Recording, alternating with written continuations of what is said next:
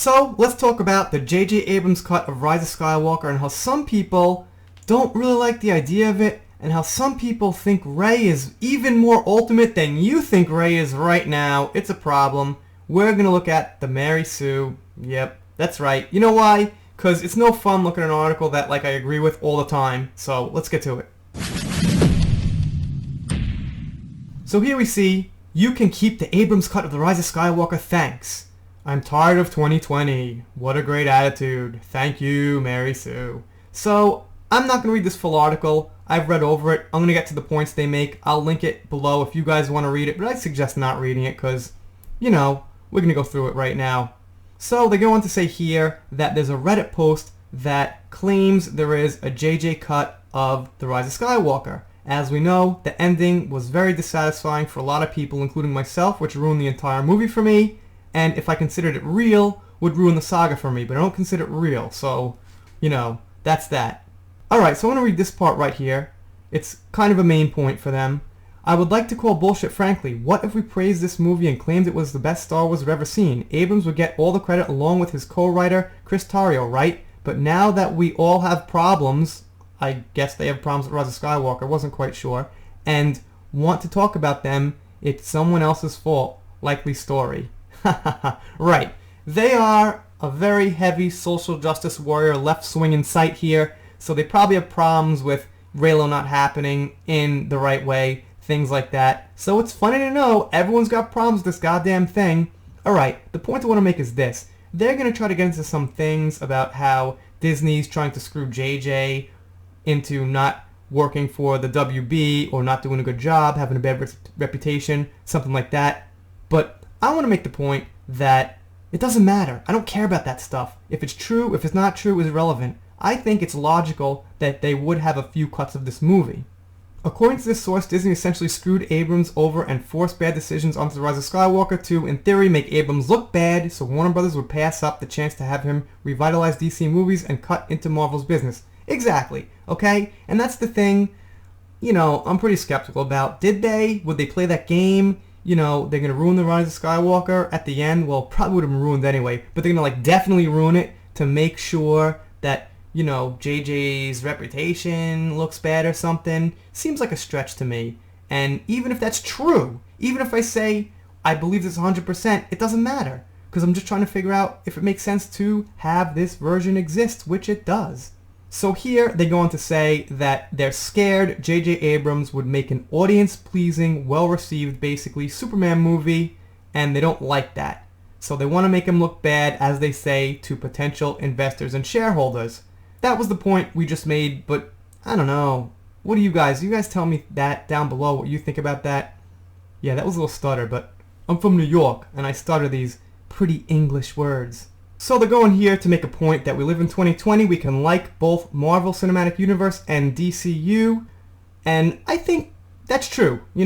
We can, but that's not how the execs on top think. The execs on top think that, they want to do something to affect the competition, and they're not really thinking people could like both these days.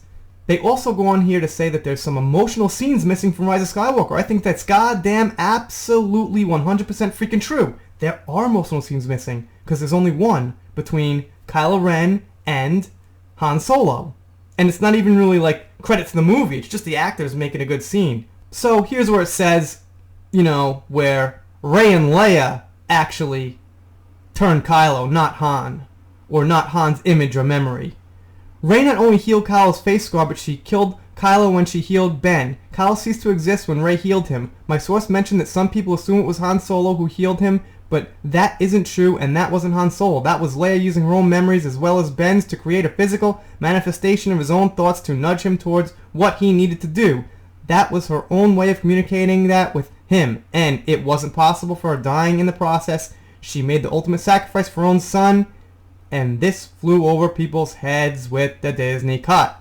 So of course, Rey does absolutely everything, even down to turning Kylo back herself, with the help of Leia, I guess. What doesn't Rey do? The only thing she's scared of is herself. She beats Kylo throughout the goddamn trilogy. No sweat. She does everything, cuts up X-Wings, jumps through space, lifts boulders, and And now we got this about Rey. Rey is the ultimate overpowered, I'm going to have to say, Mary Sue. And when I call Rey Mary Sue, I've got like 20 minutes of video behind it, all in my head. But I've got a bunch of videos about it out there, and man, this video is so long about Rey being a Mary Sue, I can't even get through talking about it. Let's keep going in this article before I get really, really irritated. The most realistic thing about this ridiculous post is that the problems detailed it seems stem from a lack of communication of where people want this trilogy to go. The source continuing says that Abrams was not happy with what Rian Johnson did with The Last Jedi, and to be quite honest, it shows that no one communicates over at Lucasfilm. Shouldn't you have started this trilogy by having an outline of what you wanted to happen? Shouldn't there have been some kind of discussion? Yes! Bingo! It took you 3 years or more to get that! Holy shit, wow, I'm glad you understand. That's what I've been saying. People like me, like-minded people like me, have been saying for 3 freaking years. Get an outline. Know where you're going from point A, B to C when you make a trilogy, or it's not going to come out good objectively. Forget the disrespect, the shitting on the fans. It's not going to come out good. And now it seems like all these people, Scott Mendelson, John Campea, this Mary Sue Ultimate SJW site, are now realizing the mistakes. They won't admit to certain things. You know, like, well, Rey should be Ultimate, and Rey should turn Kylo back because she's awesome. Rey should beat Palpatine. You know, I guess one day maybe they'll come around on that if they could get their heads out of the darkness and they could realize that we're not just talking about Rey being a woman. That's why we're upset. We're talking about Rey being a piece of cardboard. You know, being cardboard is very ruining for a main character. What do they say about Kathleen Kennedy? I bet they get that wrong. But then again, you have someone like Kathleen Kennedy running things, and she apparently thinks that coming up with Star Wars storylines is hard because there isn't material to adapt in the way comic book movies do. Holy shit, I hope they don't believe that. Please insert a gif of me gesturing wildly at the entire expanded universe. Okay, so they don't, so at least they know that. But, you know, this is a site that pretty much defends the Disney trilogy, you know, nail and tooth. So it looks like they were pretty happy with her decisions. And now, oh, Kathleen, you could have made a good Star Wars movie. What happened, Kathleen? Now we're going to say, oh, you know what? Looks like the haters and the trolls and the toxic white boy man babies like Entertainment Hacker were right. So I guess we got to say, cover our ass, and let's say KK was wrong. Let's say that it was a mess of a trilogy as far as storyline. Let's say all this stuff to try to keep people reading us. Honestly, get over it. 90% of the problems with The Last Jedi came from fans who thought it disrespected Luke Skywalker instead of recognizing that Luke, like Obi-Wan and like Yoda before him, represented the failure of the Jedi, a common theme in Star Wars. I'm going to stop here, and I don't really care about the tweets and bullshit, because that was horrible, alright? Luke didn't fail, okay? Luke didn't try with his heart as a Jedi and think he was doing the right thing and fail. Luke tried to kill his own nephew, and Luke went away for 30 years. That's not failing. That's getting depressed and just pretty much freaking out.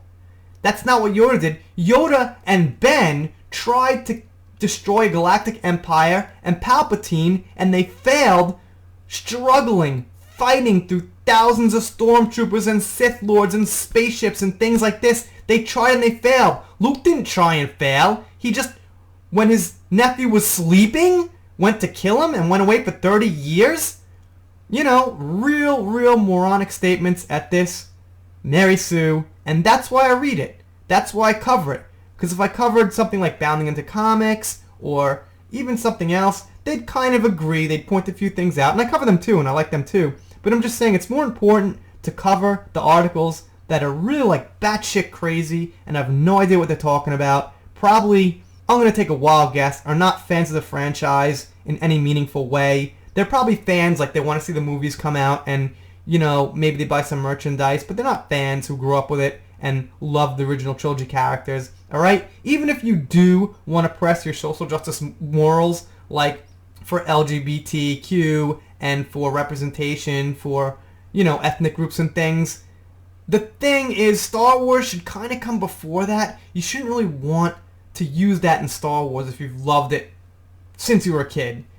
If you've loved it as a kid, you've accepted it for what it is a long time ago.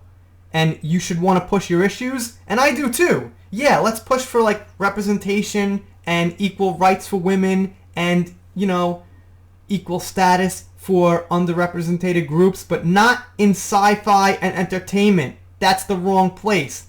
That's what local government's for. That's what we have schools for. Things like that, okay? I mean, I know it gets messy there too, but in the right way, that's a better place. Entertainment's not. Especially entertainment that has a 40-year-old name and people have loved what it is for a long time. You mess with that, you mess with it, and now you got just a really disjointed, broken franchise. Way to go, guys, and way to go, fans like people at the Mary Sue. And they call me the problem because I hate what's going on. The fact is, people who don't love and respect the original trilogy are the cause of it. Because if they did, they'd make some good movies and forget the crap. I'm doing shout-outs, special thanks, things like that. Do a shout-out right now. I'm going to give a shout-out to Midnight's Edge After Dark. And, you know, I've done some lives with him. He supports his channel. So if you are not subscribed, definitely check him out. Very cool guy. And there's the shout-out. Alright. If you're not subscribed here, click that subscribe button. Press it, smash it. I screw up the end of the videos. It's kind of deliberate just to see if anyone's going to complain about it. So far, no one has. See you next time.